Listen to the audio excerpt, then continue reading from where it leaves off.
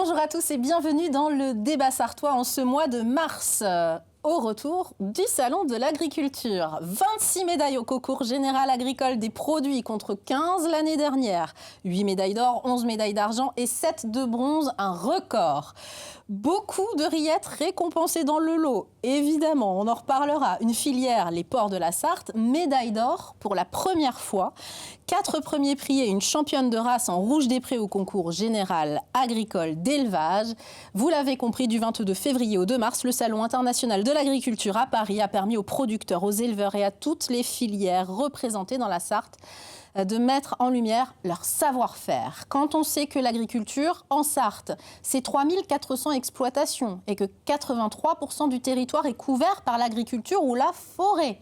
Quand on sait que 28% des effectifs de l'industrie sartoise travaillent dans des entreprises agroalimentaires, on se dit que le Salon de l'agriculture de Paris, c'est peut-être plus qu'une belle vitrine, c'est aussi un enjeu économique pour l'ensemble du secteur. Alors, au retour de cette folle semaine parisienne, on se pose la question suivante. Le Salon, à quoi ça sert d'y participer? Pour quel coût et quelle rentabilité? On en parle dans le débat sartois.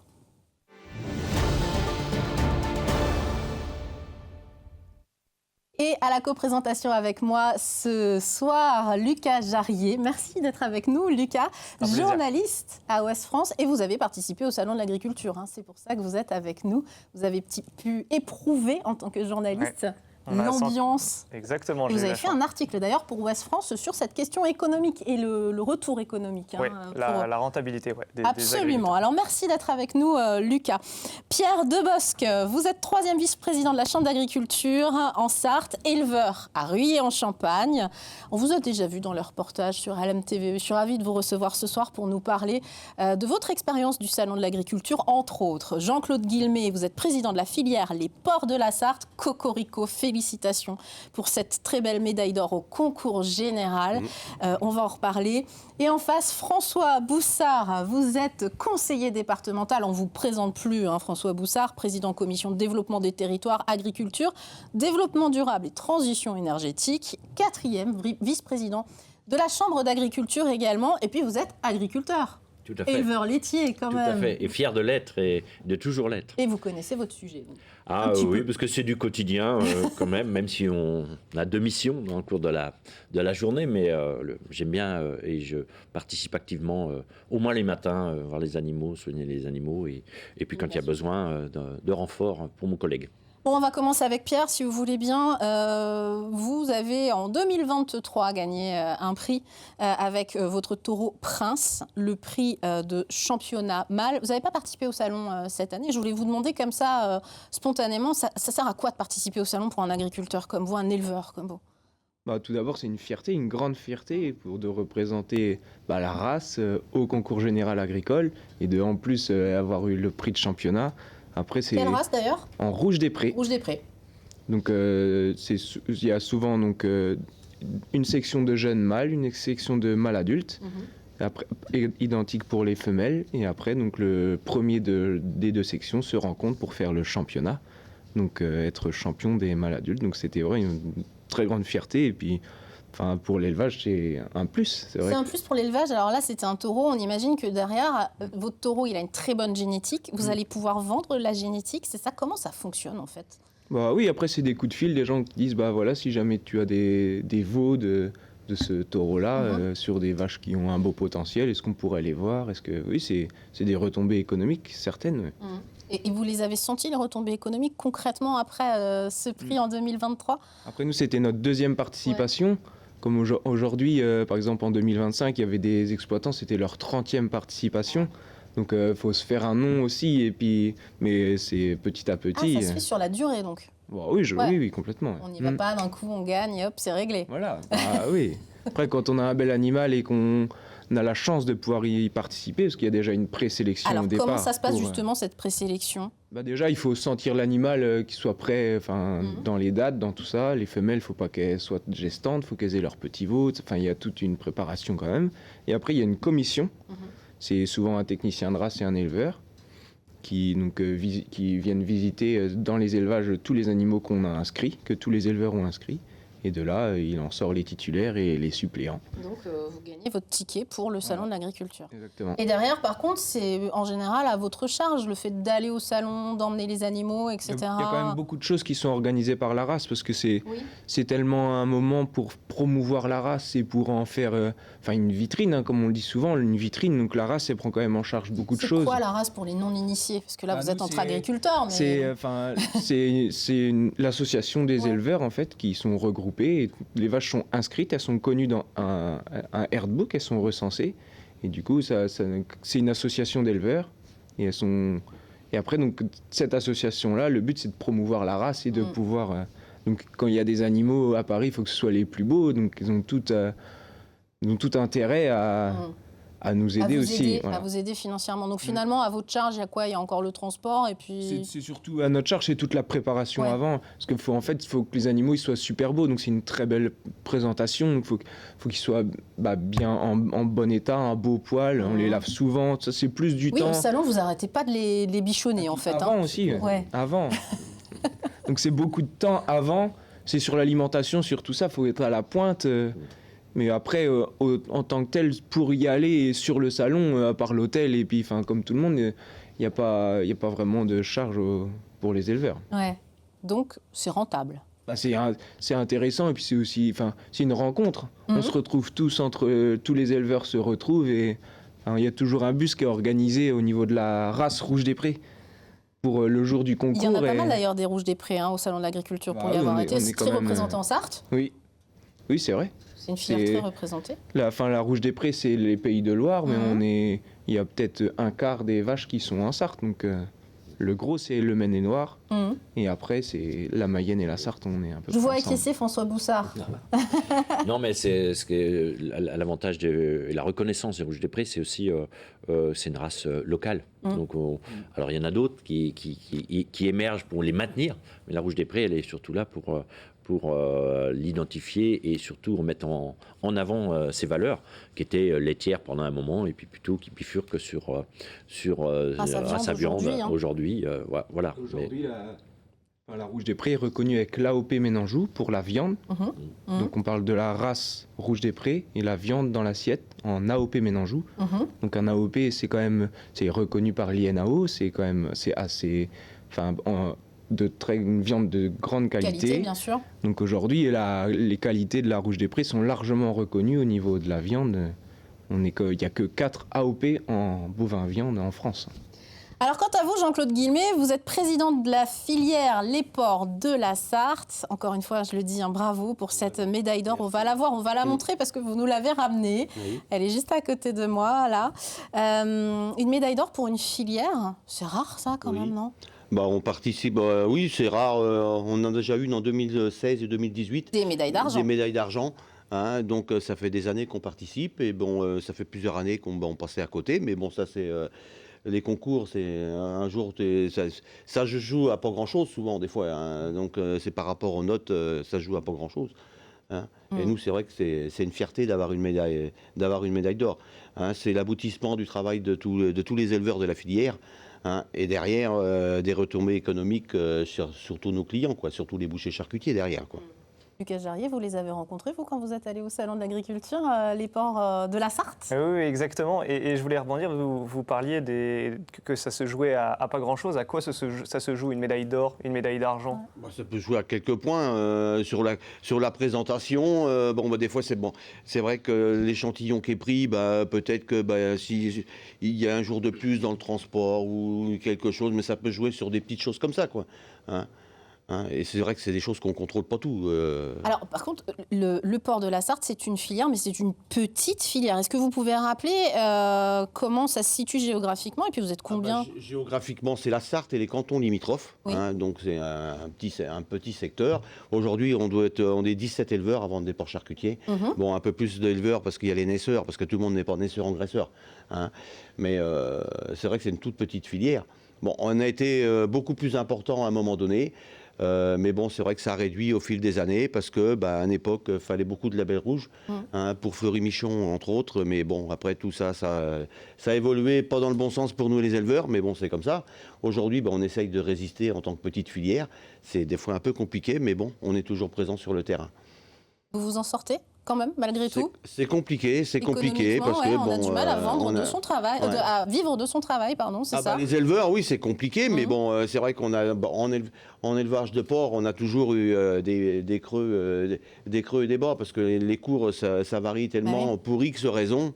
Bon, là, ça fait 2 ans qu'on est quand même nettement mieux au niveau des cours, mais bon, il faudrait que ça se maintienne dans la durée, quoi. Et alors, qu'est-ce que vous attendez comme retombée économique concrète? On voit toutes les rillettes là qu'on vend au Salon de l'Agriculture. 3100 pots ont été vendus en 4 jours, on m'a dit tout à l'heure avant l'émission. C'est un record par rapport Et vous pensez que c'est à cause de la médaille? C'est de la médaille, oui. En plus, nos bouchers charcutiers qui étaient présents ont aussi été médaillés de leur côté, avec les rillettes. Donc ça faisait double médaille de présentation sur le stand des Pays de Loire.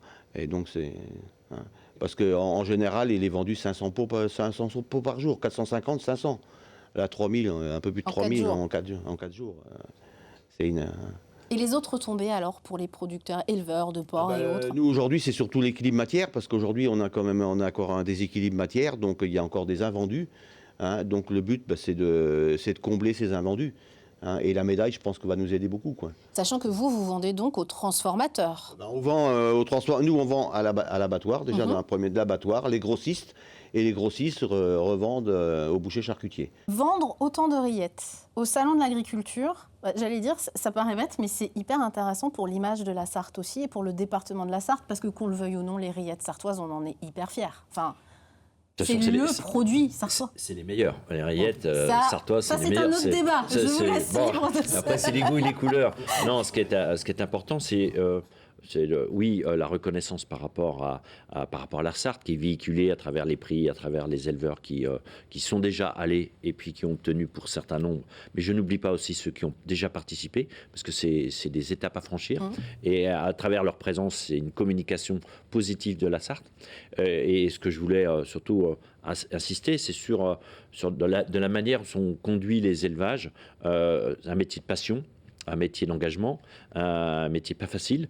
Donc ça fait chaud au cœur aussi pour les éleveurs et de la reconnaissance nationale comme celle-ci. Et à travers leurs médailles, que ce soit pour le porc sartois et les autres, que ce soit de la transformation ou les éleveurs, eh bien, véhiculent l'identité de la Sarthe avec sa diversité. La Sarthe a un aménagement du territoire tel qu'il est, avec une grande partie sur l'élevage, vous l'avez dit dans votre préambule, mais ce qui est important derrière, c'est toute l'économie aussi locale qui existe, qui est pérenne. Et pour qu'elle soit pérenne, cette économie locale, industrielle, eh bien, il faut la matière première. Et la matière première, quand elle est reconnue sur le plan national, voire international, eh bien, ça tire vers le haut tous les acteurs, directement ou indirectement. Donc, le conseil départemental, il participe lorsque les éleveurs, en termes d'accompagnement financier, c'est un premier point. Mais ce qu'on veut, c'est communiquer pour eux aussi. Et ça, c'est beaucoup plus durable comme sur le temps, en termes de notre communication, à travers nos restaurants scolaires des collèges.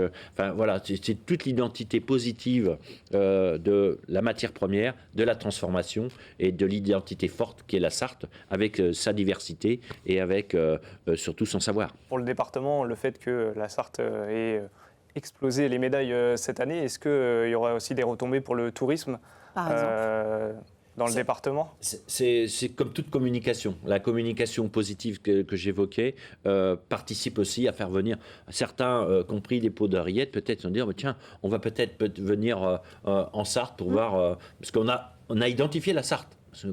Nous, on l'identifie en tant que Sartois, mais ceux qui viennent au Salon de Paris, ils connaissent plus ou moins la Sarthe, quelquefois Le Mans, plus les 24 heures particulièrement, mais la Sarthe peut-être un peu moins. Eh bien, c'est un moyen de dire, tiens, on ira voir, on a vu qu'il y avait des rouges des prés, donc il y a du bocage, il y a un environnement très varié, diversifié, un accompagnement aussi pour le volet tourisme qui est fondamental, qui est une économie locale dont un certain nombre d'agriculteurs sont engagés dans le tourisme aussi, des gîtes ruraux, des chambres d'hôtes avec les petits déjeuners et ainsi de suite. Donc le salons, voilà. ça fait vraiment rayonner notre territoire. Bien sûr. Et c'est pour ça que même si on n'a pas la compétence économique à part entière au niveau du conseil départemental, nous tenons et nous souhaitons poursuivre cet accompagnement envers les professionnels et notamment aussi les touristes. Et j'ai lu dans les bonnes feuilles de Ouest France que la région Pays de la Loire paye un stand 200 000 € au salon de l'agriculture. Le département de la Sarthe est invité par la région ou vous payez aussi un stand? Comment ça se passe? Alors, on mutualise. Ouais, on mutualise avec le Maine-et-Loire particulièrement. Auparavant, là, depuis 2 ans, on avait le stand sartois qui était dans le stand région, donc on participe activement pour le samedi, dimanche, lundi, mardi. Et cette année, nous étions présents le jeudi, vendredi, samedi, dimanche. Bon, voilà, ça permet à la fois de voir pas forcément les mêmes races, parce que pour ceux qui ne sauraient pas, les animaux n'arrivent pas pour la semaine, ils sont là pour une demi-semaine, notamment les bovins. Donc voilà, c'est un peu moins long, mais même si c'est déjà de l'énergie et coûteux. Mais ce qui est important, c'est de partager cette vraie vitrine dans le monde de l'élevage, puisqu'on est dans le cœur de l'élevage, cette vraie vitrine mutualisée avec le Maine-et-Loire, dans le cœur de la région Pays de la Loire. Donc voilà, c'est avec nos chefs cuistots qui sont régulièrement présents. Vous les avez vus, vous avez goûté, Lucas? Exactement, oui, c'était beau à voir. On voyait 3 chefs cuisiniers qui ont en charge la restauration de tous les collèges publics de Sarthe, qui faisaient des démonstrations. J'ai pu discuter avec eux aussi, qui me disaient qu'ils invitaient les gens à faire des cours de cuisine en direct avec les produits locaux sartois.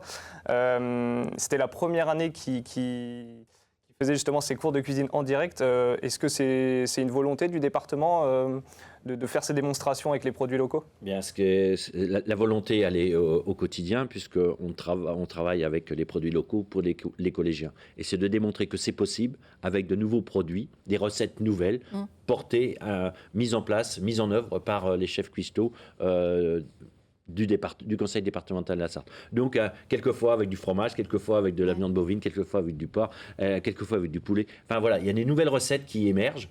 Il y a les défis Éco-Marmiton, c'est aussi un défi fort, mais ça s'adresse aux collégiens. Eh bien, les chefs, et notamment les chefs étoilés, y participent pour imaginer de nouvelles recettes qui, certaines, émergent sur les plats, dans les restaurants, et surtout de garantir de proposer des menus équilibrés avec de bons produits de base qui sont les produits sartois. Ces marchés publics, ils peuvent être intéressants pour les éleveurs que vous êtes aussi.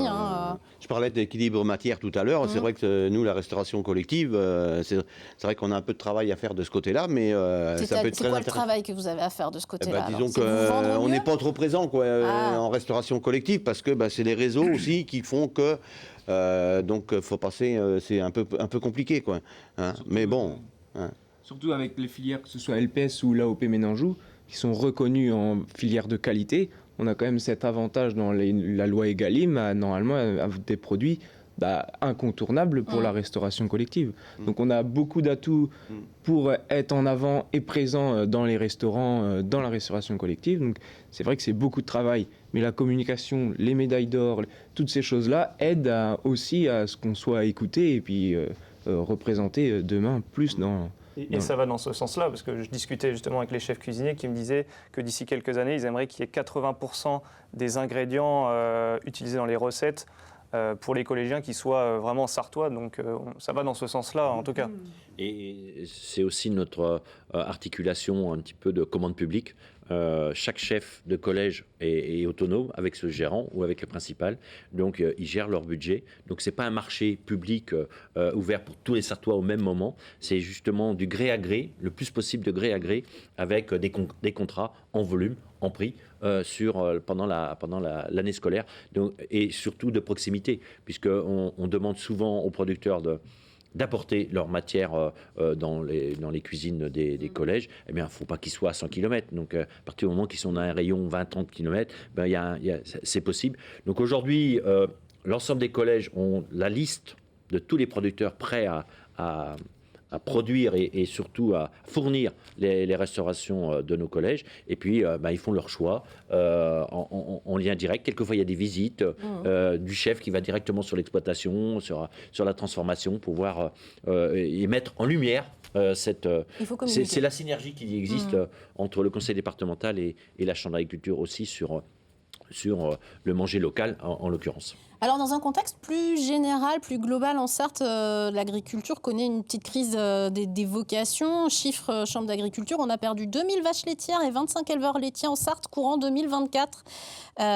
C'est un vrai enjeu aussi de renouveler les générations, de participer au Salon de l'agriculture, de montrer, et pourquoi pas aux Parisiens, pourquoi pas, qu'il y a des vrais métiers, qu'il y a des carrières possibles en agriculture. Enfin, vous le vivez aussi un petit peu comme ça, transmettre la passion d'un métier. Ah bah oui, enfin, François l'a évoqué, c'est un métier passion. Faut retrouver ses vocations et la passion du métier, c'est très important en agriculture. Et on sait que de toute façon, comme il y a de moins en moins d'agriculteurs, il va falloir qu'on aille chercher des jeunes hors milieu agricole. Donc à nous de toujours... Vous avez repris l'exploitation familiale, par exemple. J'ai repris l'exploitation de mes parents. Ouais. En 2014, et puis ma femme elle s'est installée en 2020. Mais il y a de plus en plus de primo-installants. Oui, de plus en plus. Ouais. Et de plus en plus de femmes également. Ouais. Donc, continuer nos communications, que ce soit par les jeunes agriculteurs dans les lycées. Alors, on le fait beaucoup dans les lycées agricoles pour garder bien les jeunes et leur expliquer les formations pour s'installer. Et après, on le fait aussi de plus en plus dans les autres écoles du Mans pour expliquer ce que c'est que le métier d'agriculteur. Il y a des forums d'installation qui sont organisés par les jeunes agriculteurs. La Chambre d'agriculture communique aussi beaucoup sur le métier d'agriculteur. C'est un vrai enjeu pour le territoire et pour beaucoup de filières en vérité. On sait qu'on ne remplacera pas un pour un.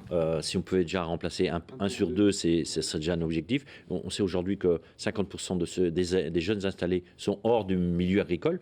Donc ça progresse de chaque année. Et ce qui est important, c'est de rendre positif aussi ce beau métier par l'innovation qui existe, par la modernisation, par la robotisation. Enfin, voilà, on faut redonner une image très positive de comment travaille un agriculteur avec les moyens techniques qu'il a autour de lui. Aujourd'hui, il y a peu d'agriculteurs, quand ils sont en élevage, qui n'ont pas les applications sur leur smartphone pour suivre leur élevage, suivre l'irrigation. Voilà, ça fait partie de la technologie, quoi. Donc, ceux qui ont un robot de traite, eh bien, ils sont connectés en permanence, 24 heures sur 24, sur le suivi du repos. Enfin, voilà, je parle de robot de traite parce que j'en connais un, mais ça veut dire que ça tire par le haut la capacité, et c'est beaucoup plus novateur, beaucoup plus enrichissant et diversifié.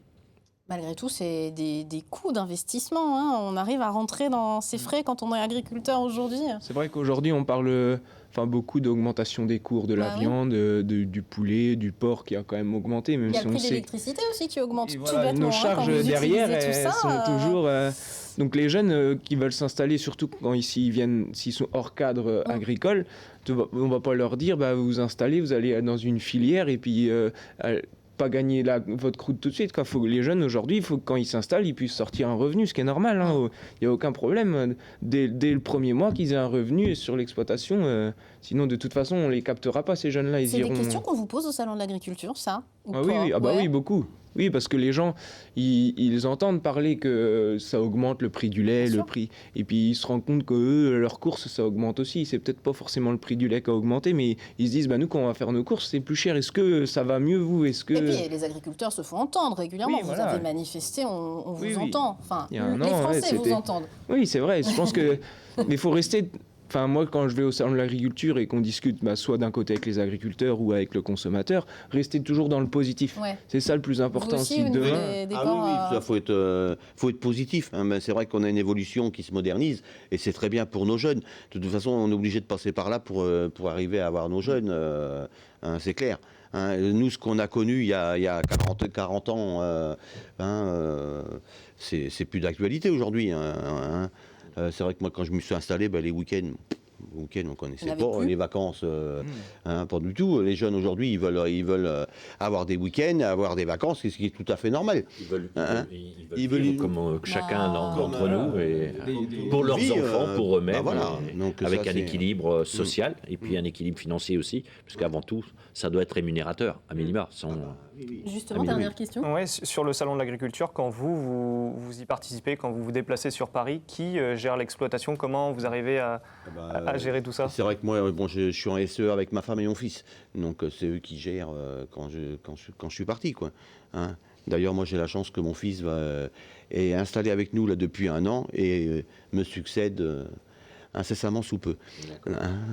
Et vous faites appel aux services, on va leur faire de la pub, Agri Emploi 72, éventuellement, qui est mis en place par la Chambre d'agriculture pour aider justement au remplacement, notamment pour les vacances ou pour le salon, pourquoi pas? Nous, pendant les vacances, c'est vrai, mais aujourd'hui, il y a des solutions. C'est surtout ça qu'il faut relever, quoi. C'est fini de travailler tous les week-ends. Il y a des moments de coup de bourre, on le sait. C'est comme ça. Après, on est patron quand on est agriculteur, donc on sait que des fois, il faudra travailler un peu plus un dimanche. On le sait, mais voilà, il y a des solutions qui existent pour la main-d'œuvre. Profitons-en et captons les jeunes pour s'installer à fond en agriculture. Bon, si je comprends bien, le bilan du salon de l'agriculture, que ce soit économiquement ou au niveau de l'image, c'est que du positif pour vous. Oui, même les questions stupides parfois qu'on a pu peut-être vous poser, c'est pas grave. Les gens qui viennent au salon, ils sont prêts à écouter. Ouais. On leur explique et ils repartent avec une autre idée. Ils ont besoin de connaître aussi comment on travaille, comment c'est mis en œuvre.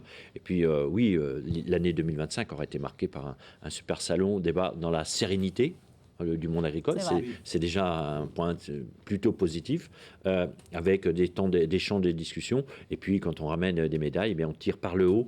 Avant tout, surtout l'éleveur, ou l'éleveuse, bien sûr, et après, le territoire, la Sarthe plus particulièrement, la région, et bravo à eux tous.